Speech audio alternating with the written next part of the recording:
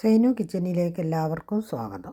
ഈ റെസിപ്പി കാണുന്ന സമയത്ത് തന്നെ ഒന്ന് ലൈക്ക് ചെയ്യാനും സബ്സ്ക്രൈബ് ചെയ്യാതെ കാണുന്നവരാണെങ്കിൽ സബ്സ്ക്രൈബ് ചെയ്യാനും കമൻറ്റ് ചെയ്യാനും ഷെയർ ചെയ്യാനും ആരും മറക്കരുത്.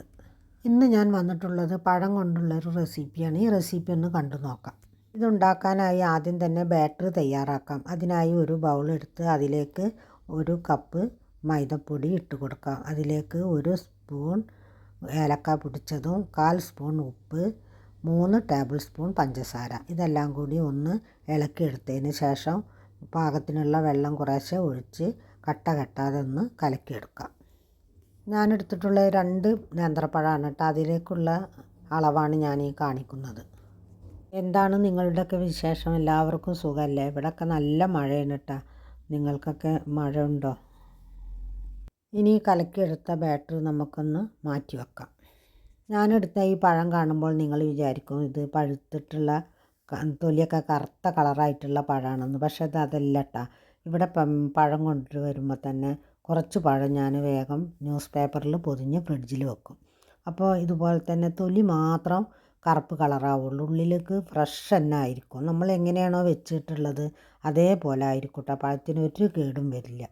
കാരണം പുറത്ത് വെച്ച് കഴിഞ്ഞാൽ പഴം വേഗം നാശമാകുമല്ലോ. ഇതൊന്നും ആവില്ല. അങ്ങനെ എടുത്ത പഴമാണിത് കേട്ടോ. അതാണ് നമുക്ക് തൊലി മാത്രം കറുപ്പായിട്ട് തോന്നുന്നത്. പക്ഷെ ഉള്ളിൽ കാണുമ്പോൾ തന്നെ നിങ്ങൾക്ക് മനസ്സിലാവും നല്ല ഫ്രഷ് പഴമാണ്. അപ്പോൾ എല്ലാവരും ഇനി പഴം കൂടുതൽ കിട്ടുന്ന സമയത്ത് ഇങ്ങനെ ചെയ്താൽ മതി. ഇനി ഈ പഴം നടു മുറിച്ചെടുത്തതിന് ശേഷം ഇതുപോലെ നീളത്തിൽ കട്ട് ചെയ്തെടുക്കുക. ഇപ്പോൾ ഞാനിത് ഫുള്ളും കട്ട് ചെയ്തെടുത്തിട്ടുണ്ട് കേട്ടോ. ഇങ്ങനെ കട്ട് ചെയ്തെടുത്തത് കാരണം ഒരുപാട് പീസ് ഉണ്ട് കേട്ടോ. ഇനി ഒരു പ്ലേറ്റ് എടുത്തതിന് ശേഷം അതിലേക്ക് ഒരു 1/2 കപ്പ് മൈദപ്പൊടിയും 2 ടേബിൾ സ്പൂൺ പഞ്ചസാര, 2 സ്പൂൺ കോൺഫ്ലവർ, ഇതെല്ലാം കൂടി ഇട്ടതിന് ശേഷം നല്ലതുപോലെ ഒന്ന് മിക്സ് ചെയ്തെടുക്കാം. ഈ 2 പൊടികളും മിക്സ് ആയതിന് ശേഷം ഇതിലേക്ക് ഇട്ട് കൊടുക്കുന്നത് 1 കപ്പ് കോൺഫ്ലക്സ് പൊടിച്ചതാണ്. ഈ കോൺഫ്ലക്സ് മിക്സിയിലൊന്നും പൊടിക്കണ്ട കേട്ടോ. ഒരു പാത്രത്തിലെടുത്ത് നമുക്ക് കൈ കൊണ്ട് തന്നെ നല്ലതുപോലെ ഒന്ന് പൊടിച്ചെടുത്താൽ മതി. ഇനി ഈ പൊടിയും കൂടി ഇതിലേക്ക് ഇട്ട് കൊടുത്തതിന് ശേഷം നന്നായി ഒന്ന് മിക്സ് ചെയ്തെടുക്കാം. ഇതെല്ലാം കൂടി കൈ വെച്ച് തന്നെ ഒന്ന് മിക്സ് ചെയ്ത് കൊടുക്കാം. അപ്പോൾ വലിയ പീസസ് ഉണ്ടെങ്കിൽ നമുക്ക് കൈ കൊണ്ട് തന്നെ ഒന്ന് പൊടിച്ച് കൊടുക്കാമല്ലോ.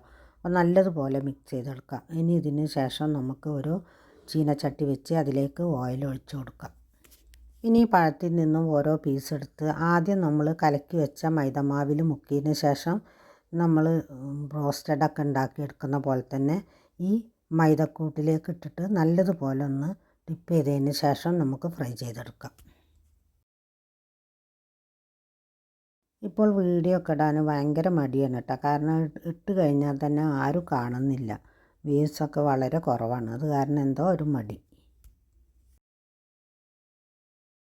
കോട്ട് ചെയ്തെടുത്ത ഓരോ പഴത്തിൻ്റെ പീസും ചൂടായ എണ്ണയിലേക്ക് ഇട്ട് കൊടുത്ത് നല്ലതുപോലെ ഒന്ന് ഫ്രൈ ചെയ്തെടുക്കാം. പെട്ടെന്ന് തന്നെ ഇത് ഫ്രൈ ആയി വന്നിട്ടുണ്ട് കേട്ടോ. ഇനി നമുക്കിത് തിരിച്ചിട്ട് കൊടുക്കാം. ഇപ്പോൾ ഇത് നല്ലതുപോലെ ബ്രൗൺ നിറമായിട്ടുണ്ട്. ഇനി നമുക്കിത് കോരി മാറ്റാം. ഇനി ബാക്കിയുള്ളതും ഇതുപോലെ തന്നെ ഫ്രൈ ചെയ്തെടുക്കാം. നല്ല ക്രിസ്പി ആയിട്ടുള്ള ഒരു പഴത്തിൻ്റെ സ്നാക്കാണ് കേട്ടോ. ബാക്കിയുള്ളത് എല്ലാം ഇതുപോലെ തന്നെ ഫ്രൈ ചെയ്തെടുത്തിട്ടുണ്ട്. നല്ലൊരു അടിപൊളിയുള്ള ഒരു പഴത്തിൻ്റെ സ്നാക്കാണ് ഇത് കേട്ടോ. സാധാരണ പഴംപൊരിനേക്കാളും നല്ല അടിപൊളി ഒരു സ്നാക്ക് തന്നെയാണ്. അപ്പോൾ ഇനി പഴം കിട്ടുമ്പോൾ ഇതുപോലെ എല്ലാവരും ഒന്ന് ട്രൈ ചെയ്ത് നോക്കുക. അപ്പോൾ ഇനി മറ്റൊരു വീഡിയോയുമായി കാണുന്നത് വരെ താങ്ക് യു ഫോർ വാച്ചിങ്.